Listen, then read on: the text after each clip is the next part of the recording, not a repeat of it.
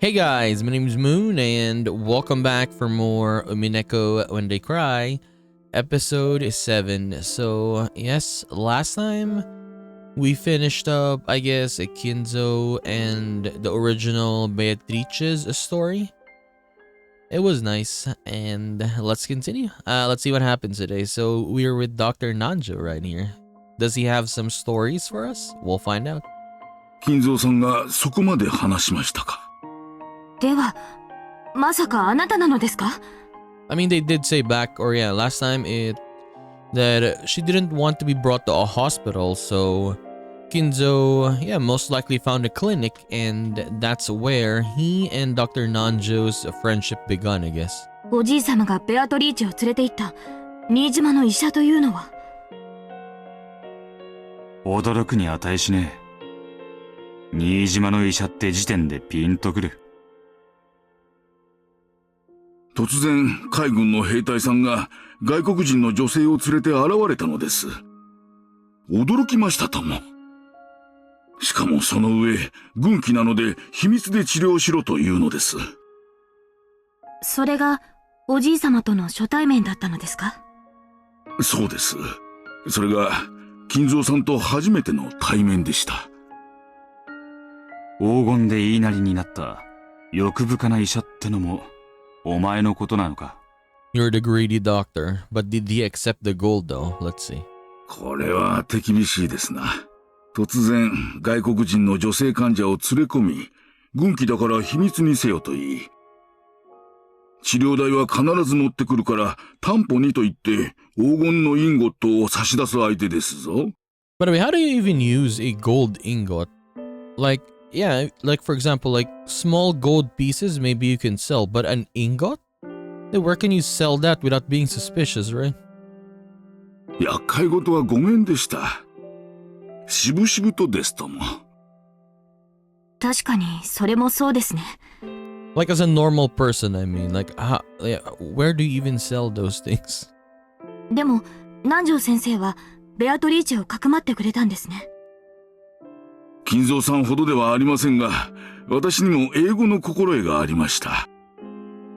二人の会話を漏れ聞き、二人が決して厄介な何者かでないと確信したからです。もちろん、インゴットに目がくらまなかったといえば嘘が過ぎますがな。私も今よりは若かったものですから。その後、彼女はしばらくの療養の後、後宮家の使いの方が来て、小田原に移すとおっしゃいましてな。Oh, so she was moved there. 引き取られていきました。おじい様が自分で迎えに行ったわけではないのですか? 金蔵がどう六軒島の事件を言い訳したにせよ。しばらくの間は自由には動けなかっただろうよ。ですな。軍をごまかすのが金蔵さんの人生で一番の大勝負だったと言っておりましたな。ベアトリーチェは小田原に行って、それから使われていない別荘の一つにかくまったと聞いています。当時の金蔵さんにはもう家族がおられましたからな。そこはうまくやられたのでしょうな。クワドリアン以前から二重生活はお手の物だったというわけだ。So even back then, yeah, even in the original Beatrice, I mean, in Odawara, near his family again, yeah, the original Beatrice was living next to them. And then, yeah, when in the island, in Rokkenjima, the mansion for his main family and the Kuwadorian mansion for his illegitimate child. さ。Whoosh. 何してるんですか? お尻におできでも? それから、ベアトリーチェはおじい様の保護で、別荘でいつまでも平穏に、つつましやかに暮らしたと聞きます。それから数年の後、彼女に子供が生まれましてな。クワドリアンのベアトリーチェの誕生か。出産がうまくいかなかったそうで、お気の毒なことです。まさか亡くなったんですか？驚くな。金蔵は娘を生まれ変わりと信じたんだぞ。Wait, how did it word it? Oh, the bird didn't go well. Okay. 心をないがしろにするんじゃねえ。推理。そうですね。失礼。私は金蔵さんが彼女と過ごされた小田原の数年間を知りません。しかしその後の今日までの金蔵さんを見れば、ほんの数年間であっても彼がいかに彼女を深く愛したか伺い知ることができるでしょう。そうですね。そして娘のためにクワドリアンを作ったというわけか。金蔵さんは潜水艦の黄金を元手に巧みに立ち回り、たちまちのうちに財産を築き上げていきました。また持ち前の英語力を生かし GHQ に強いコネクションを作って、みるみるうちに大富豪となられたのです。Okay. この辺はリオンさんに説明する必要はありますまい。ええ。その莫大な財産で六軒島を買い取り屋敷を建てます。小田原の親族たちは無人島を丸ごと買い取ったおじいさまを酔狂だと笑ったそうです。10トンの黄金がポケットに収まる大きさだったなら、金蔵も島を買わなかったろうよ。I mean, most likely. Yeah, if he could move 10 tons of gold, right? Yeah. He hid the gold somewhere in Rokinjima, built up a fortune with the ingots he'd taken out of it, and then bought up the whole treasure island. ですな。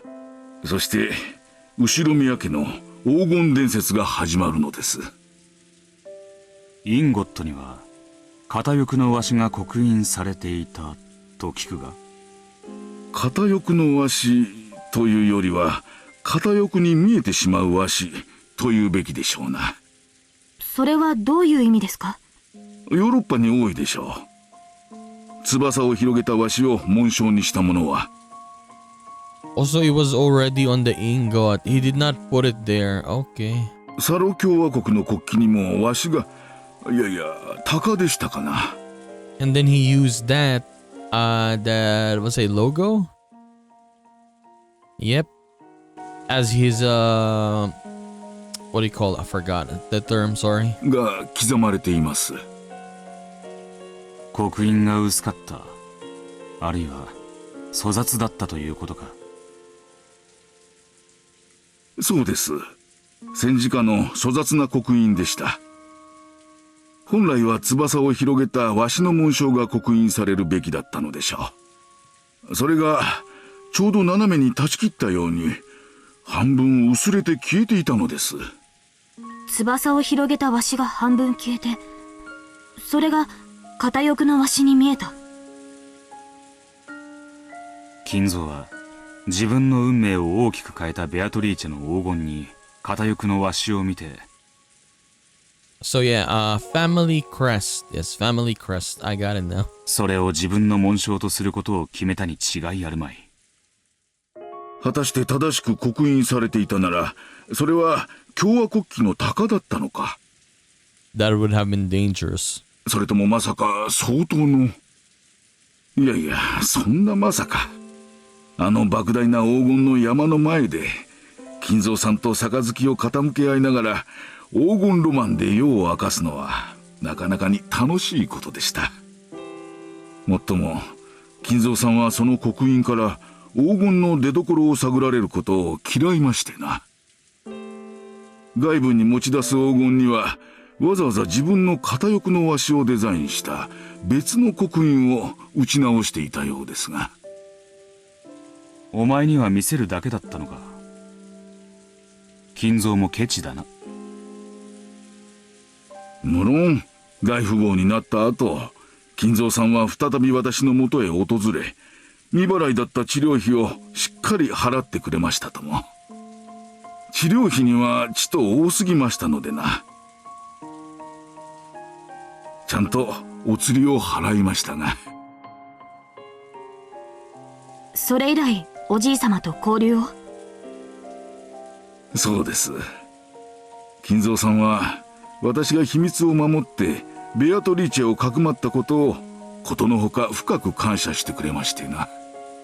おじい様は、かつての小田原の親族たちは欲深の嘘つきばかりだとおっしゃっていました。南條先生の義理堅さが嬉しかったに違いありません。おじい様のような方がどうしてあなたにだけは心を開いたのかわかる気がします。I mean, if someone could hide Beatrice's, right, the original one, I mean, of course I would trust him with anything now. 私にも多少の異国趣味とチェスの趣味がありましてな。Oh, and yeah, the love of chess. Yes. 金蔵さんとは以来意気を統合しまして、こうして細々と、しかし気づけば随分と長くお付き合いをさせてもらっています。大きな金を扱うやつほど小さな金にもきっちりしてる。治療費以上をもらおうとしなかったあんたの律儀さに惹かれるところもあったんだろうよ。とんでもない。大きなお金に怯えてしまっただけです。I mean, it would be tempting, honestly. Would you, if you see that, like, yeah, large amount of money, and then scary at the same time. Especially, yeah, if you haven't seen or handled anything like that. Of course, it would be terrifying. Like, oh my god, like insane amounts of money instantly in front of you. 後になってから後悔しましたとも。どうにも昔から肝が小さいものでしてな。そんなことはね。肝は十分に不定さ。そうでしょうか。お世辞でも嬉しいですな。政治じゃねえ。For at least one whole year after Kinzo's death, Nanjo had taken part in hiding the secret of that death. Even in Kinzo's death, right? Yeah. Nanjo's been keeping secrets for him or about him. Of course, Natsuhi must have given him some hush money.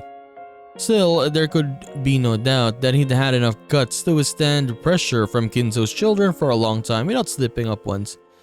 Yeah, even if you say that Natsuhi gave him money, like, yeah, didn't they say that? Didn't she do that? In what episode was that? Episode 5? She was giving Kumasawa, or they were showing it, I mean, giving Kumasawa canon bonuses, right? But even so, what I mean is, he was with Kinzo pretty much, yeah, a long time. So there's loyalty really there. It's just, yeah, this is just like added stuff for him. 大した肝っ玉じゃねえか。義理がたいのがお前の性分なんだろうよ。それしか取り柄がないものでして。おじい様は良い友人に恵まれたと思います。Okay, chapter end. But yeah, I mean, nice though, nice. But yeah, the secrets he kept though, it pretty much led to the downfall of the Shiromiya anyways.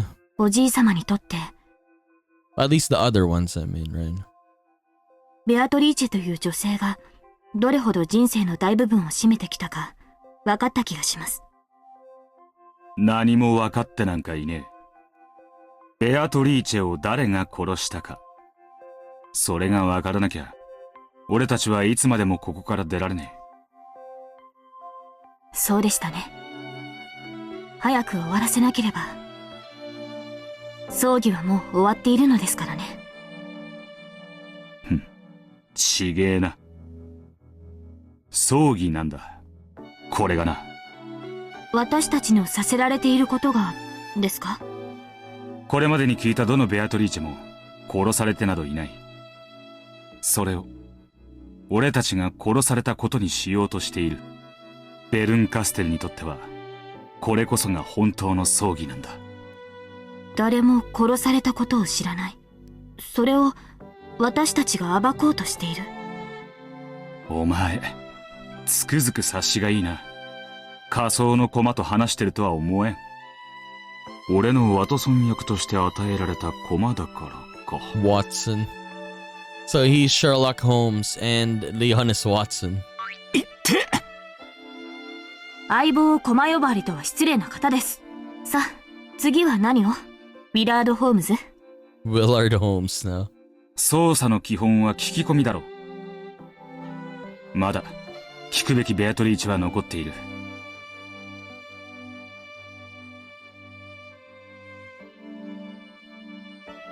To indicate whom they should talk next, Will nodded in the direction of George, Jessica, and Maria. Maria seemed to be lecturing the others about something. へえ、すごいんだね、ベアトリーチェは。Okay, definitely. We're gonna be talking to Maria now. 伏せたカップの中にね、 She's been talking about Beatrice again. 魔法でキャンディーをいっぱい生み出してくれたの。伏せたカップの中に？ But honestly, it's been a while though for Maria, right? Like in the question arcs, she had, a really, really big role in most of the episodes. And then for the answer arcs, I mean, not her only in the answer arcs, but pretty much most of them, like Jessica, George, I guess they got smaller roles. But yeah, Maria has the smallest role in the answer arcs right now. Because these two had, I guess, a little bit bigger because of last episode, right? The love trials. But other than that, it's quite minor. そりゃすげえぜ。確かに魔法だ。マリアちゃんは魔女とか魔法とかそういうものが大好きですから。魔女の権威に話を聞かないわけにはいかねえな。When looking for someone to ask about Beatrice, Maria rose to the top of the list. The Beatrice she spoke of wasn't the real Beatrice, the one Kinzo and the others had talked about. However, here and now on Rokinjima of 1986, the name Beatrice probably refers to the person Maria is always talking about. バトラの姿が見えないな。Oh yeah, Butler. He's not here for some reason. Ushirimiya Butler, the one who was forced to fight as Beatrice's opponent in many games, and the most important person in this game, or this tale. A butler in this world would probably be the peace or the peace version, but even so, it should be possible to get some vital information out of him. Will probably wanted to talk with Butler too, but he was nowhere to be seen in the cousins group. バトラ君は今回の葬儀には欠席しています。But is he in the island though? Like, he did not attend the funeral. I mean, I guess he's not. 最も年の近いいとことして残念です。仲はいいのか？ええ、もちろん。バトラが何かスケベな失言をするたびに尻をつねってるんだろ。You know what's funny, by the way? I just noticed. Like, they have never talked to Leon, or I mean the other characters, right? They have never talked to Leon as... how do you say this? Remember when Jessica? Like Jessica, they call her Ojo-sama, right? They don't call Leon, let's say, what is the alternate, or for a guy then, like boss, was it like Bochan? I forgot, but yeah, something like that, right? They never mention him like that. Earlier they said successor, right? Successor. Ava called him successor, and then they just call him straight as Leon sama. They don't really want to tell us, I guess, the gender of Leon. They don't want to. It's like they're forcibly not trying to reveal the gender, right? Because yeah, when you look at Leon right here, it's pretty much like it's two. It's like two genders at the same time. The way he talks, let's say they, I guess, is like a girl, a lady. Technically a lady, but the voice, you can see it. And then the way he looks, or the dresses, is like a man. And then the face is like a man, I guess. Yeah, like a boy, a guy. But the voice is just like a lady. I don't know, man. おや、よくご存知で。推理は可能でしたか？ Yeah, like a tomboy, as I said, like a tomboy. Technically like that. バトラーに同情する。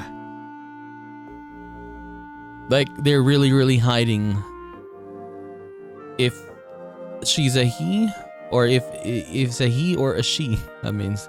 Anyways, let's continue. Berncastle said that everything we needed was gathered here.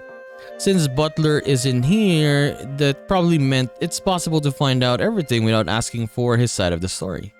Or maybe she's intentionally hiding the core elements and making us take the long way around as part of some fickle witches game. いねえってことは、とりあえず今は奴の話を聞く必要はねえってことだろう。マリアたちに話を聞こう。スケベな話はしねえからな。ならほんの少し言葉を選ぶだけでいいのに。With a roguish smile, Leon pinched the air, index finger against the middle. おや、次期当主様だぜ。 Yeah, see? Successor sama again. Right? Jessica, this is Jessica. This is his little sister. She could have mentioned big brother, right? Oni-chan. But no. She's saying successor sama. I was just saying, right?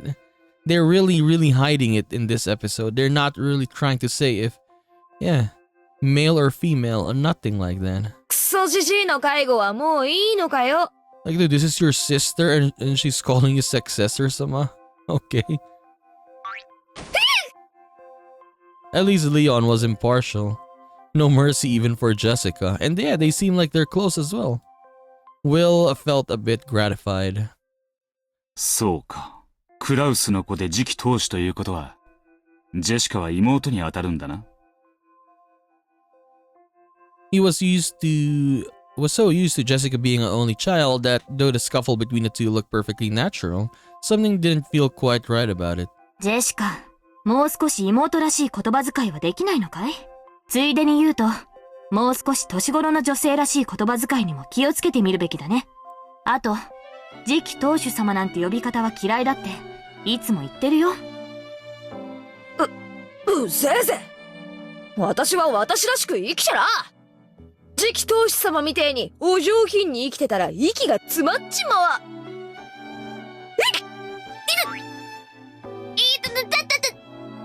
やめて、つねんないで。妹いじめ、変態、反対、痛い。ジェシカ、お客様もいらしているというのに、どうして君はそういう言葉遣いなんだ？また母さんに言いつけられたいかな？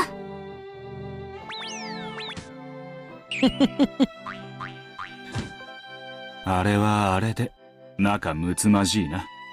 I mean, Leon is very playful. Honestly, this reminds me of Higurashi. Yeah. Whenever in the beginning of Higurashi, they have playful moments, the main characters there. It kind of reminds me of that. Just a little bit, I guess. Because yeah, in this game, in Umineko, I mean, we barely have that. Like in the question arcs in the beginning, we had that, but here in the answer arcs, not that much. リオンは次期当主として火の打ちどころのない素晴らしい人だからね。ま、素晴らしすぎてジェシカちゃんの気持ちもちょっぴりわかるかな。何をしても比較される。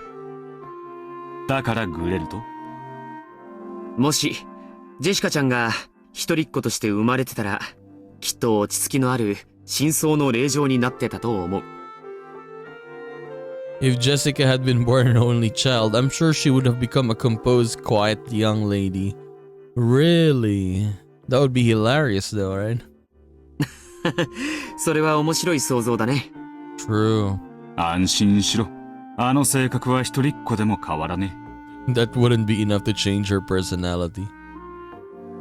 ジョージお兄ちゃん、この人、誰？ Yeah, like look at this. Maria is calling him George Oni-chan, right? But Leon, no one calls him Oni-chan. あなたとは初対面ですよね。でも、後ろ宮家にはお詳しそうだ。僕はジョージ。彼女はマリア。よろしく。ウィルだ。ベアトリーチェについて調べている。知っていることを聞かせてほしい。ベアトリーチェ？ほらね。ベアトリーチェはいるの。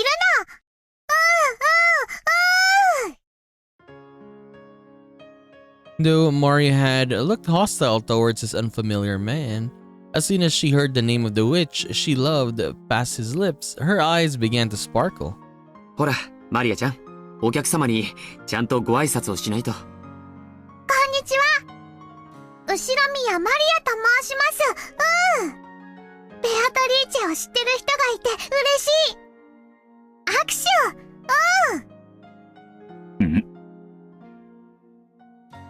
Maria suddenly stuck out her small hand and Will reached out for it reflexively.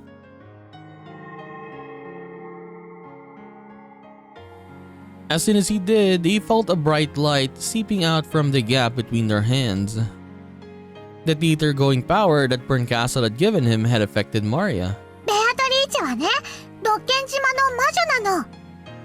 いつもね、マリアが六軒島に来るたびに一緒に遊んでくれるの。マリアのね、一番のお友達で、マリアージュ・ソルシエールの仲間なの。The light grew brighter and brighter. This time he could feel himself being drawn into Maria's world. Okay, Maria's flashback this time around. Let's see how they met. I am Ushiromiya Maria. My mama is Rosa. My papa, I don't have a papa. I think I remember mama showing me a picture long ago and saying this is your papa. It was a picture of a man with a dark suntan on a beach wearing a swimsuit. Later on, when I learned what papa meant, I asked mama to show me that picture again, but she said it didn't exist. But it had to have existed. When I drew a picture of it and showed it to mama, she got really mad and said it didn't exist, or that if it did, she had already thrown it away. Ever since then, she kept saying that I didn't have a papa. 知ってる？パパとママがいないと赤ちゃんができないって言われてるけど、それは嘘なんだよ。処女解体か。見よ、乙女が身ごもって男の子を産むであろう。その名はインマヌエルなり。Emmanuel. マリアはもし男の子に生まれていたなら、それが名前だったかもしれない。Would it have been much more creepier if Maria was a boy? I mean, it's probably gonna be the same, right? Most likely, yeah. マタイ伝1章20節。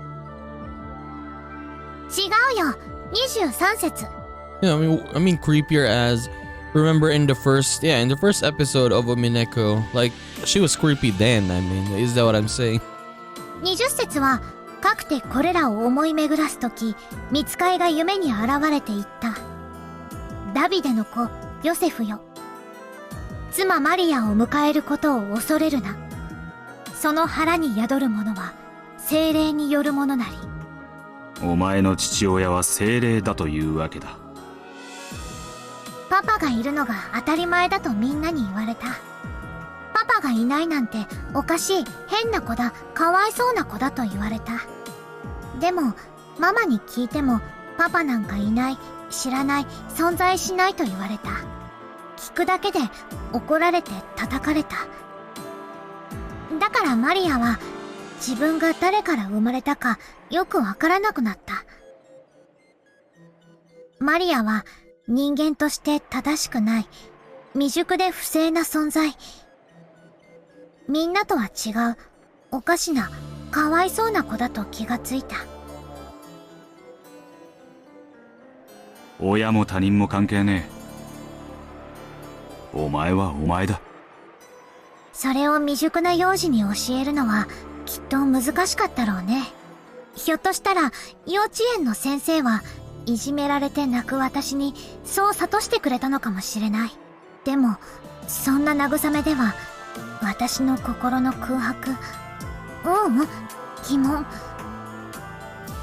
どんな言葉も私の疑問に答えてはくれなかった。その疑問に答えたのがザ・ブックだというのか。神父様がね、来たの。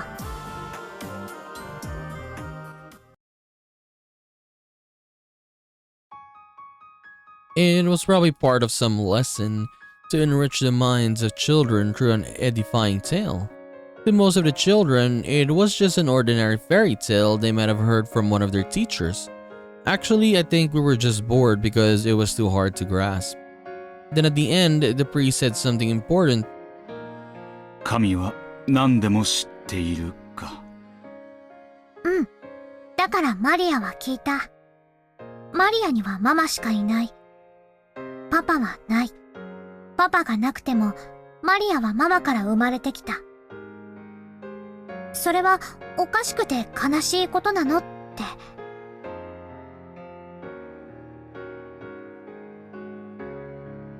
The priest taught me there is nothing strange about having a child having no papa. After all, Jesus Christ was born of a virgin, and the one who gave birth to him was the Virgin Maria. I was surprised. Maria, the name I was given, had been showing me the answer all along. だから、マリアはびっくりして、神父様に聞き直したの。聖母マリアは、一人で赤ちゃんが産めたんだって。じゃあマリアも、一人で赤ちゃんが産めるのって。神父は何と答えた？聖母マリアが赤ちゃんを身ごもれたのは聖霊のおかげだからって。マタイ伝一節20章講談。その腹に宿るものは聖霊によるものなり。またまたマリアはびっくりした。これはどういうことだと思う？お前はこう解釈した。後ろ宮マリアには人間の父はいない。本当の父は聖霊だと。Regardless of the Bible's original meaning, this young, sad girl whose lack of a father had caused her to lose her sense of identity had finally created a way to understand herself. それを知ったとき、私はなぜ他の子たちと自分だけが違うのかを理解したの。私をバカにするみんなはヨセフの子。でも、私だけは違った。私はみんなより劣ってなんかいない。私は神の子、聖霊の子だった。帰ってママに話したよ。マリアにはパパなんていない。ママはママで、マリアは神様の力で生まれてきたんだよって。It was probably painful for Rosa when Maria asked about her father. Why did Maria have no papa when everyone else had a papa and mama? Every time she was asked this, Rosa flew into a rage and changed the subject. Then, for some reason, and all on her own, Maria had found out an answer that satisfied her. She had no papa. She was a child of Mama and God. It isn't too difficult to imagine that Rosa, after hearing this young girl's explanation, might go along with it as though it were true. What is the name of the chapter, by the way? The Birth of Beatrice? Okay. ベアトは宇宙を生み出す最小の人数を2人だと言った。私はこれを両親がいないと子はなせないという意味だと感じた。その時、私は思ったの。ベアトは魔女だけれど人間から生まれた魔女なんだって。ベアトは精霊の子じゃない。でも私は違う。ママだけから生まれた。精霊から生まれた。ベアトは私と一緒じゃなきゃ宇宙を作れない。でも私は、神は我らと共にある。私一人でも精霊と共に宇宙が作れる。ベアトは私を原初の魔女と呼んだ。そしてやがては一人で全てを生み出せる造物主になれるよと言ってくれた。私が一人で無から有を創造する。それをベアトが無限に膨らませる。園児はそれを受け継ぎ、語り広げる魔女の使徒だった。マリアージュ・ソルシエルか。1と無限は大きく違う。だからベアとは偉い。でも、無と有の前には、1も無限も同じ有でしかない。私は世界で一番の魔女。世界で一番偉い造物主になることを約束されていた子。マリアージュ・ソルシエールは、そんな私を温める卵の巣。私は、後ろ宮マリア。神と共にあるマリア。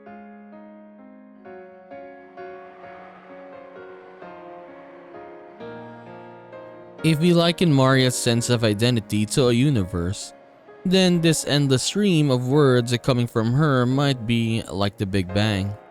She spent so long tormented over how to interpret her lack of a father, then by chance she saw a line in the Bible that looked like it secretly referred to her, and she finally formed an understanding for herself. The sad girl who had hated herself for being different from all of her classmates finally found a meaning for her existence. At that moment, Amaria's universe, which had once been nothingness, was born as a clump of ultra-hot, ultra-high pressured energy. Then, later on, she went to Rokkenjima, met the endless witch who called herself Beatrice. And the clump of energy exploded in a big bang, giving birth to their magical compendium. That was the universe known as Mariage Sorcière.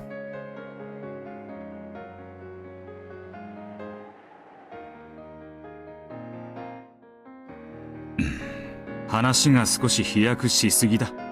順を追う。いいよ。どこから？自分は精霊の子だと解釈したお前が、そこから次第にオカルトに傾倒していくことは容易に理解できる。そこからだ。そんなお前がベアトリーチェとどこで出会い、どのように交流していったか。それは本当にある日突然の唐突なこと。六軒島に住まうベアトリーチェという魔女に私は会ってみたかったの。同じ魔女として。その頃にはもう自分が魔女という自覚があったのか？あった。その頃には聖書とオカルトでは大人にも負けないくらいの知識があったから。だから私は魔法は使えずとも自分を魔女だと信じてた。ちょっと滑稽だね。だから私は魔女見習いなの。いつベアトリーチェと出会った？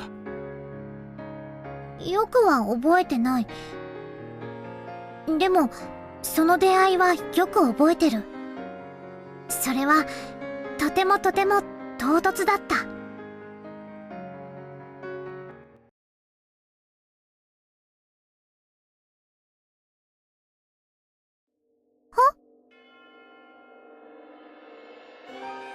そなたが後ろ宮マリアか。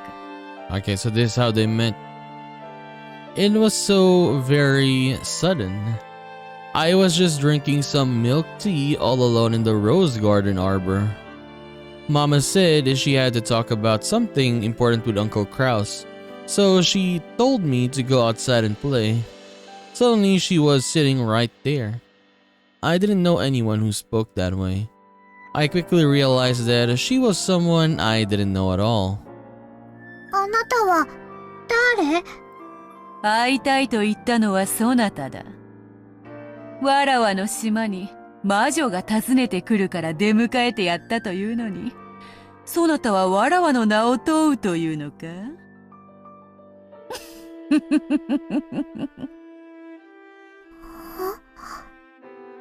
トリーチェ？いかにも、わらわがベアトリーチェである。Warawa? 確かに唐突だな。とっても。魔女や精霊はいつだって私たちのそばにいる。彼らが姿を見せようとしないだけで。そして彼らが姿を見せたなら、それはあまりに唐突にそして当たり前にそこにいる。私はそれをまさに知ったの。そしてベアトリーチェと友達に？うん。彼女はママの用事が終わるまでずっと私とおしゃべりをしてくれた。魔法の話や魔女の話。マリアが精霊の子であることも。その時のベアトリーチェの印象は？こう言っては悪いけど、知識だけなら私が上だった。最初は彼女のことを大した魔女じゃないと見下しかけた。まあ、それは私のうぬぼれ。魔法体験にはいろんなものがある。ましてや、私のそれは独学。ベアとの魔法体系とは異なったから、私が一方的にそういう印象を持ってしまったんだろうね。すぐにそれを後悔して謝ることになるの。謝る？ベアトリーチェが何かお前の尊敬を勝ち取ることをしてみせたのか？なるほど。魔法を見せたというわけか。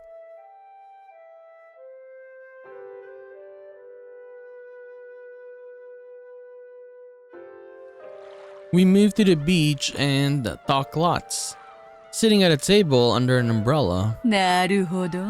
マリア、そなたは実に勤勉だ。その年で千年の魔女のわらわにそれだけの講釈をできるとは、実に尊敬に値する。して、そなたは何の魔法を使えるのか？魔法？そなたが魔女を語るならば、魔法の一つも見せられるであろうが。I was stunned for a second. Of course, it should have been obvious. I was a child of the Holy Ghost, and since I'd studied so much of the occult, I was also a witch, not a human. Until that day, I had been so sure of both of those things. So when I was asked what sort of magic I could use, it left me in a daze. 魔法を知り、語るに至ってようやく見習いよう。そして、それを魔法という形で実践できてこそ、魔女というものではないか？マリアは、まだ、魔女じゃないの？よく学んでいる。そして、類まれな才能も感じる。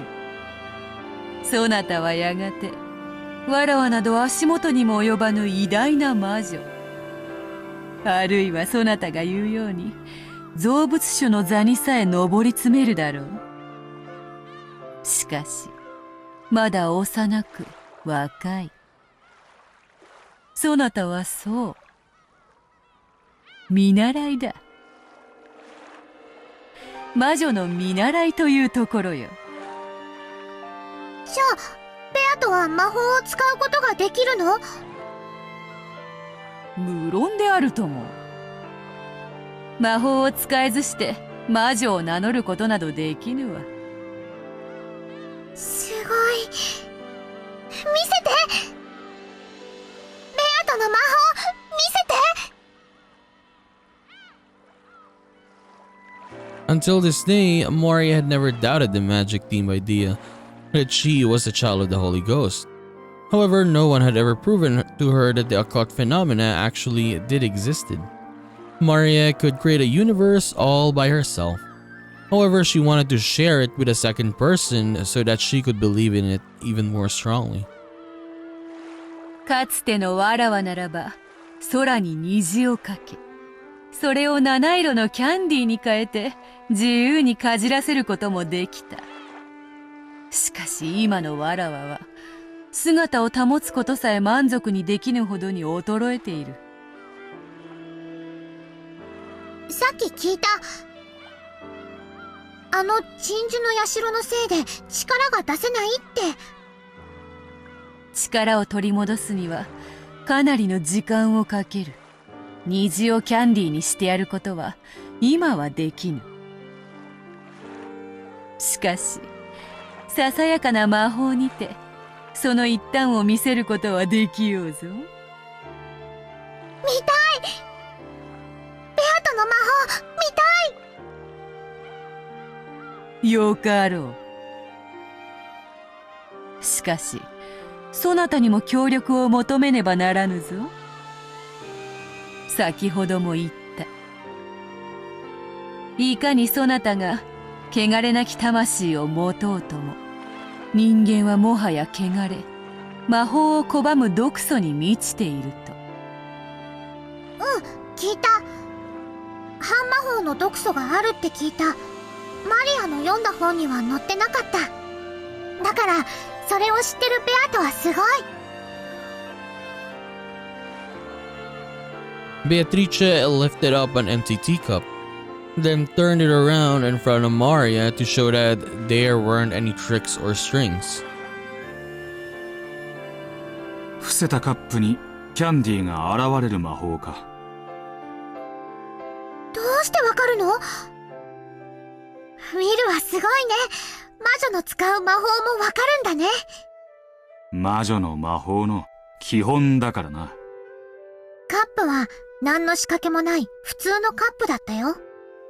私は見たかった。ほんと。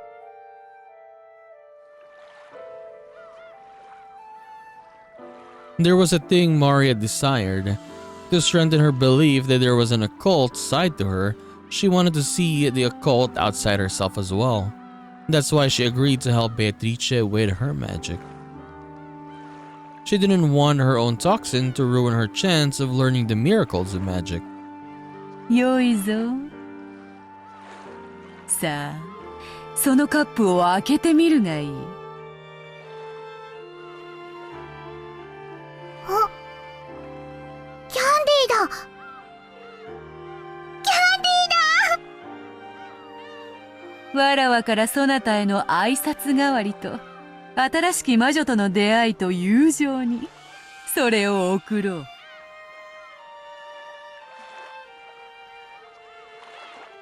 This was a true miracle of magic. For the first time, I felt shame and embarrassment at my conceit. I could feel a sense of omnipotence disappear.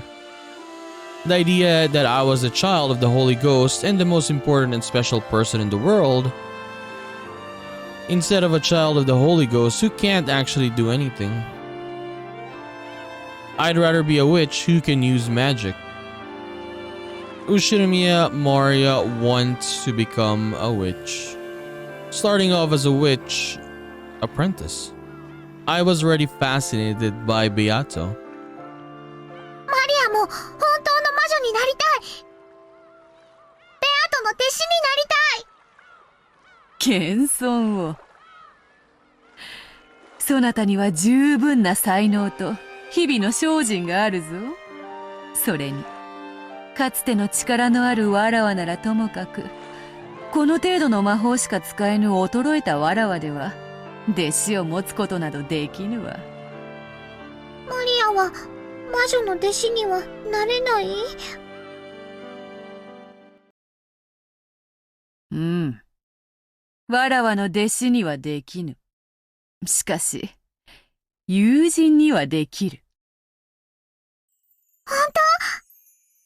うん。Bar, yes, my favorite song, honestly, in this game. Bar, yes, this music is my favorite. It feels like you accomplished something, like after some hardships, and then yes, this song appears and it starts to feel better again. わらわとそなたはこれより友人だ。これからも共に深き魔女の世界を語り合おうではないか。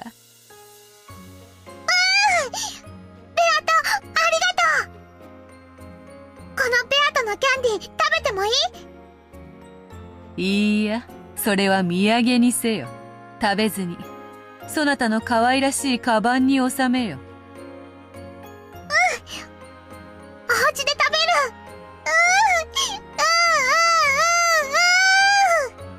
マリア、そのキャンディーは魔法で生み出されたものだ。ゆえに脆い。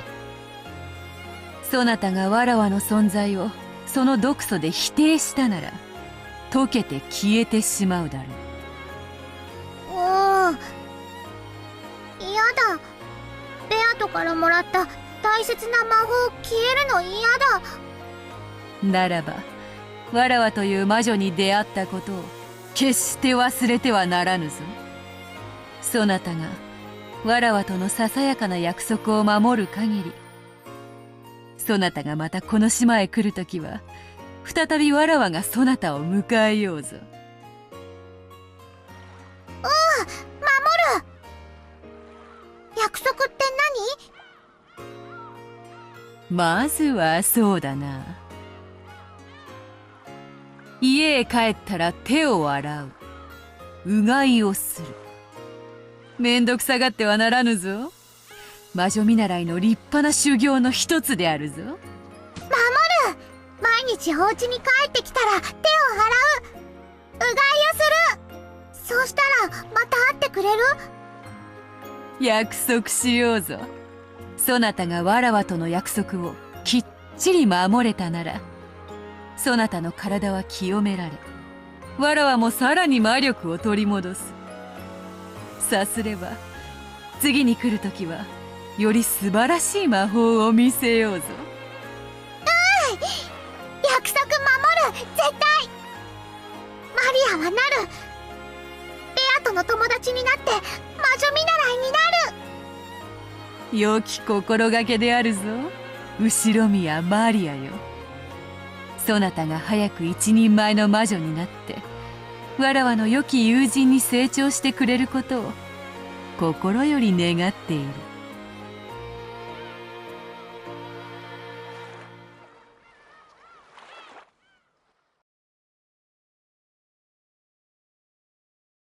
これが私の初めてのベアトリーチェとの出会いだったと思う。そのもらった飴は家に帰ってもちゃんとあったか？うん。でもその存在を少しだけ疑ったから飴は溶けかかっていた。 It was all melty. 私は彼女を疑いかけたことを後悔したよ。もしもっと疑っていたら飴は消えてなくなっていたに違いない。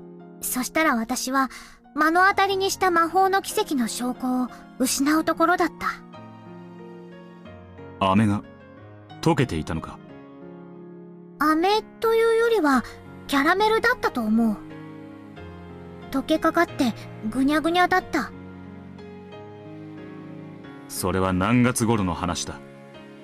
詳しく覚えてない。 It's probably summer, right? でもミルクティーがアイスだったことは覚えてる。それが何？なんでもない。ベアトリーチェに出会ったことはローザには話したのか？ Why did he ask that? Okay. うん。その日のお夕飯の時にみんなに話した。クラウスおじさんに笑われた。そしたら隣の席のママにその話は終わりにしなさいって怒られた。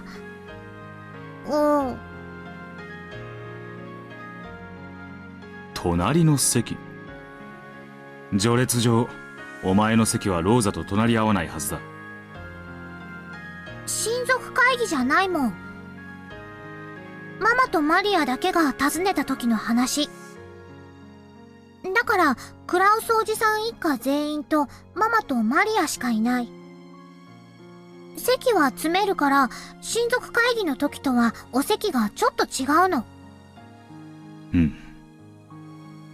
お前の隣の席にローザだったんだな。うん。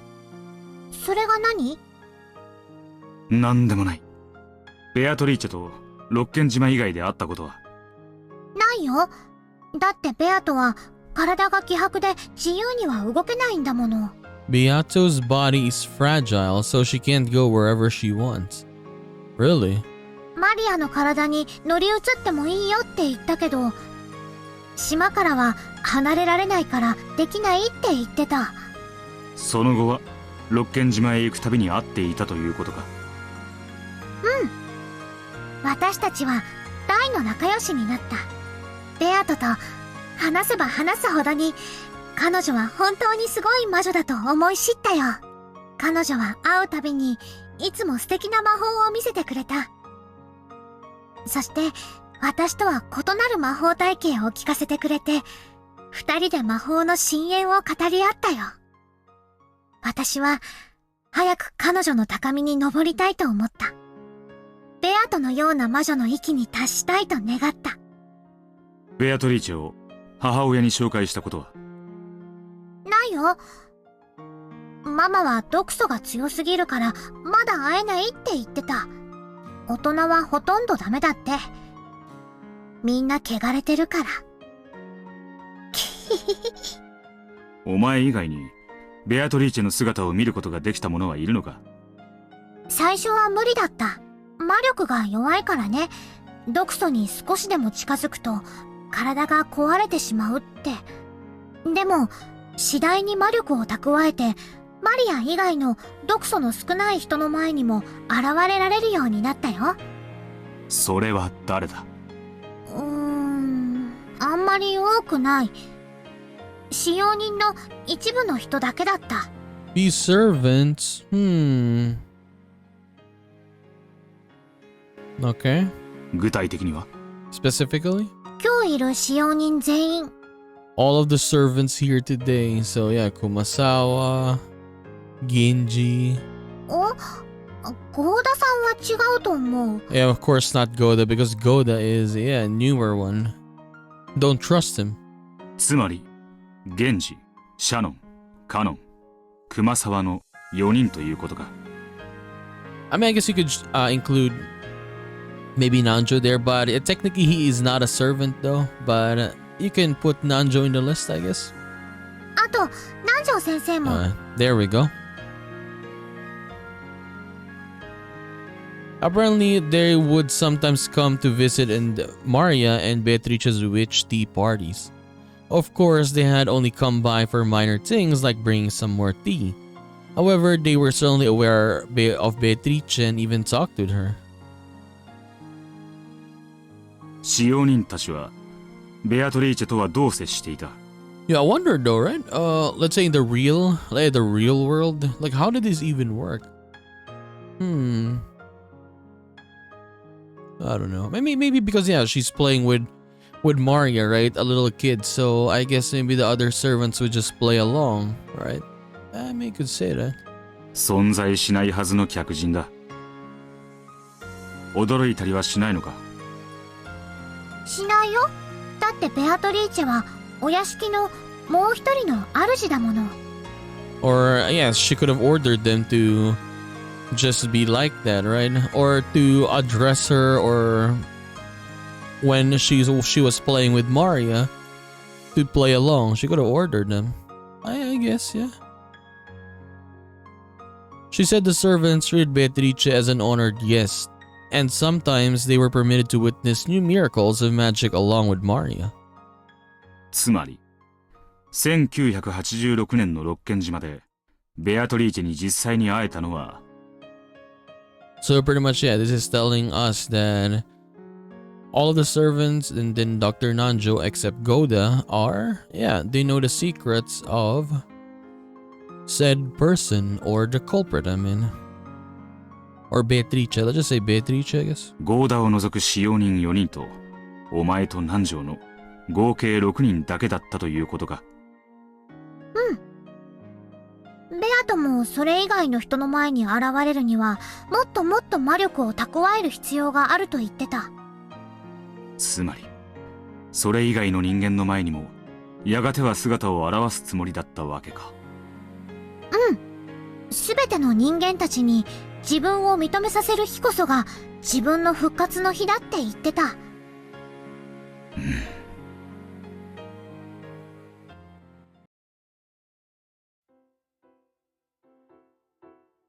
Maria, the servants, and Nanjo had acknowledged her. She had probably appeared before new humans one by one, starting with those whose antitoxin magic was the weakest. Beatrice's game was to increase the number of humans who could recognize her, until she could make everyone on the island acknowledge her. Of that, there can be no doubt in that case that the last person Beatrice needed to appear in front of would be Butler, the one said to have the strongest anti-magical power. Does this mean Beatrice thought Butler would be the hardest to conceive? Or convince, sorry. Say conceive. It seems true that Butler was one of Beatrice's goals. However, if we go with that chessboard thinking Butler loves so much, Beatrice is trying to make people acknowledge her existence, therefore you might say that she's a character who can exist unless people acknowledge her. Butler reached this idea himself as soon as the first game. Yes, there's something different about the Beatrice of 1986. She's different from the Italian Beatrice or the Ecuadorian Beatrice, both whom certainly did exist. The Beatrice of 1986, the one we're so familiar with in a mysterious way yet who has no existence. What does it mean to kill this Beatrice who has no existence? The minimum number of people required to create a universe is 2. However, Maria said that even a single person could give birth to a universe, and yet Maria desired a second person. A second person to nurture the world she had given birth to alone. Because if it was born and unnurtured, it would die and disappear. Let's replace the the universe with Beatrice. The number of people required to create Beatrice is 2. However, even a single person could give birth to her. And yet the single person desired a second person. A second person to acknowledge that Beatrice created by the first person. That meeting with a second person is the scene Maria had just described. The single person who created Beatrice looked for a second person to acknowledge Beatrice and selected Maria. We don't need Furudo Erika's heartless reasoning to know that the teacup magic was a sleight of hand. Maria, believing the story about the anti-magic toxin, would close her eyes whenever magic happened. Any sleight of hand would be possible while she had her eyes closed. The caramel Maria had been given as proof of her meeting with a witch had melted a little because Maria had doubted. In a season where one was lucky to put ice in their tea, it was the only natural for a caramel left in a bag to melt. Ushirumi and Maria, the girl who's too trusting and will accept a story easily. Beatrice appeared in front of this girl who had, in the language of witches, very little of the anti-magic toxin. The creation of Beatrice can be thought of as an egg being laid. When a single person creates her, it's a little more than daydream. She's still inside the egg. If a second person acknowledges her, the shell will crack and she'll appear. She'll only appear if a second person comes to warm the egg. When Maria acknowledged Beatrice, she finally hatched and the chick was born. In that case, Mariage Sorcière, which nurtured Beatrice and her magical compendium, was like a nest. This is Beatrice, a woman with dignified presence who calls herself the Witch of Rokkenjima and who claims to have lived 1,000 years. That sounds less like the chick Beato who appeared in the previous game and more like Beato the Elder. So did the meeting Maria had just recounted mark the birth of Beato the Elder? The egg itself had also been created by the first person.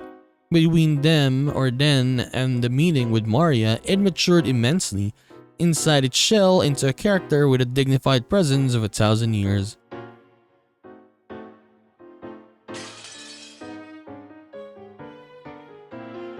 When Maria acknowledged it, it hatched and the Witch of Rokkenjima finally gained form. Perhaps that moment marks the birth of the Beatrice of 1986. The younger chick Beato was born out of love for Butler. Since the birth hasn't yet occurred at this point in time, the birth of Beato the Elder and the existence of Beatrice at this moment must have nothing to do with Butler. Are you enjoying this reasoning, Burncastle? If you are, let's have some applause from the spectators. No, we got applause. Great, thanks a bunch.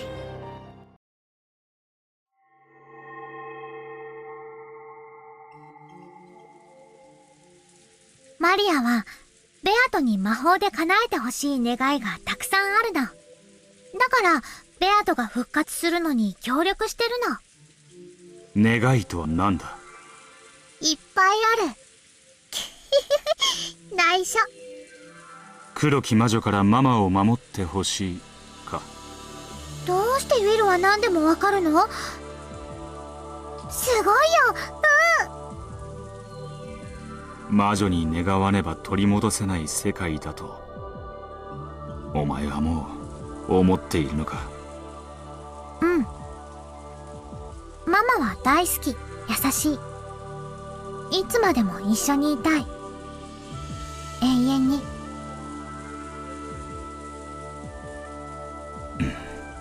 今度はマリアージュ・ソルシエルについて聞きたい。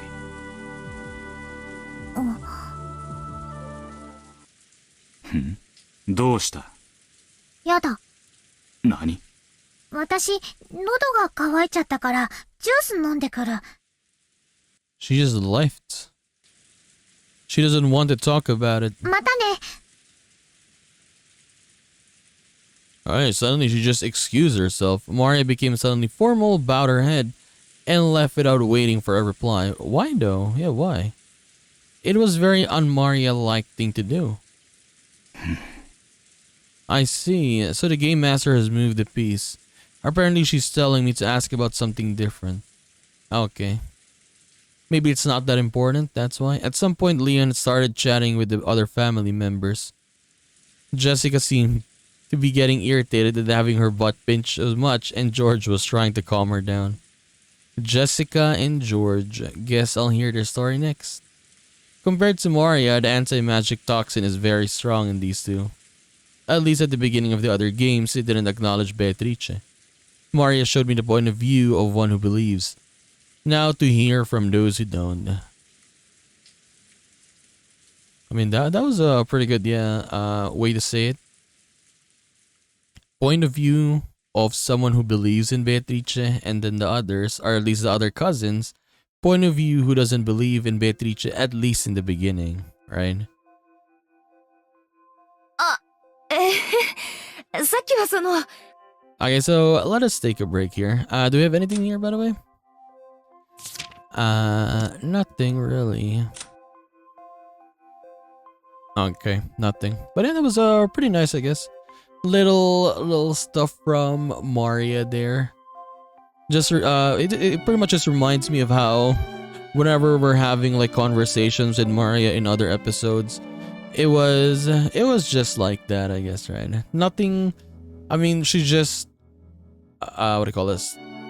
Explained how she met Beatrice, how they were playing back then, and I guess the biggest ones, or the biggest thing we can get from here is, at least when you say accomplices, right? The servants. She mentioned Shannon, Cannon, Dr. Nanjo, Goda, Kumasawa, right? So yeah, you could say that confirmed that like these other servants, I mean, were playing along all the time with said culprit, right? And let's see what happens next time. So I guess it's with Jessica. We'll see. So we're gonna continue this and do more of Umineko When They Cry episode 7 in the next one. So I'll just see you then, guys. Bye bye.